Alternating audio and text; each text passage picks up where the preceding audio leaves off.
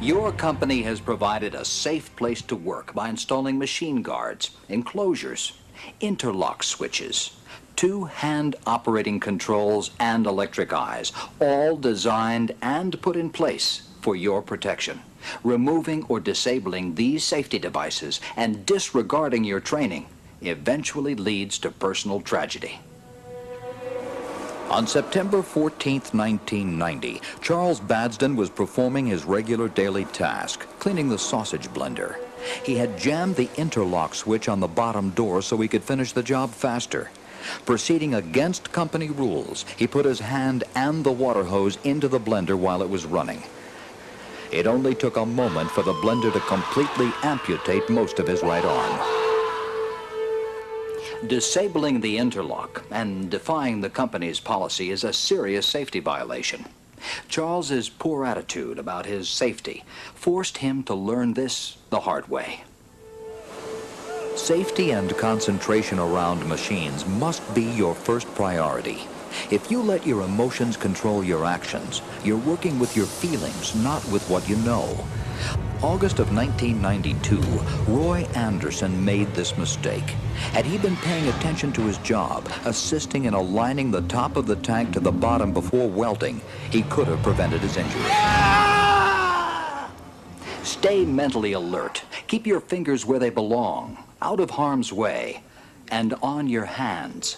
Hey, Ron, you ready? I got a couple here I got to cut up. Hold on, wait a minute. Hold on. Okay, I got it. On October 10, 1990, Fagan Badenball, along with his assistant, was changing the saw blade. They started the saw motor and the assistant adjusted the blade. Reaching behind his back for a piece of lumber, Mr. Badenball unconsciously stuck his hand into the moving saw blade, severing his fingers just above the second joint. Failure to pay attention to what he was doing cost Mr. Badenball the use of his hand. Your judgment is also affected by fatigue or drugs. Working with machines while still under the influence of alcohol or lack of sleep affect your concentration and muscle control. Jan Nolden found this out on February 15, 1992, when he reported to work still under the effects of alcohol. He was standing on the forks of a lift truck while using a pallet as a platform to service a vent. As the lift was lowered, he tried to steady himself by holding onto the mast. As the carriage lowered to the floor, Mr. Watterson's hand was crushed between the moving parts of the mast. Neglecting to follow company policy, which clearly ruled out using pallets as personal platforms, cost Mr. Watterson any further use of his hand. Safe work practices and company policies, just like machine guards, have one purpose and one purpose alone: our personal protection. On March 27, 1991, Rick Fairmore, working in materials handling, climbed to the top of a storage shelf to retrieve a roll of material.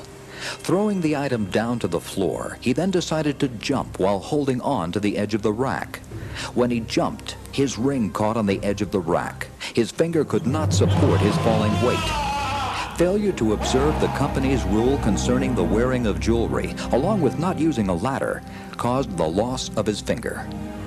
Hands and fingers are also damaged while using hand tools. Wally Burleson, working in the maintenance department, attempted to pry a ring from a universal joint with an awl.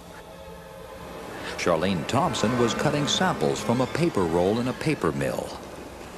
Incorrect selection or use of hand tools is an unfortunate everyday occurrence and produces thousands of injuries. Wally rediscovered this when he let the joint slip and punctured his hand with the awl. Only use tools for the jobs they were intended. When using knives and other cutting tools, always keep the cutting action in a direction away from the body. Charlene used incorrect cutting procedures and sliced her hand and chest, learning the hard way to do it the right way. Unsafe work practices eventually allow accidents to happen, accidents that we can prevent. To protect your hands and fingers, keep these points in mind. Understand the hazards on your job and protect yourself. When gloves are required, choose the correct glove for the job at hand. Remember that rotating actions can grab gloves. Concentrate on what you're doing at all times. Make sure all guards are in place and functioning, and keep hands clear of pinch points, in running nips and crushing hazards. When servicing or adjusting machinery, observe your company's lockout-tagout procedure. Use hand tools designed for the job, and use them properly. Never wear rings, jewelry, or loose clothing around machinery. Do not use your hands to clean up trash. Use brushes or other objects around the hazard area. Know the signs of dermatitis. Keep hands and gloves clean. Maintain and store gloves properly, and discard gloves when they become defective.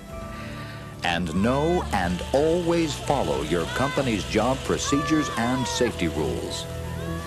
Always following your company's procedures will protect you from losing fingers, hands, arms, even your life. When John Growler tripped over his tools, his life changed forever. Others in this program violated their company's procedures or neglected their personal safety, causing them to lose hands, fingers, or arms.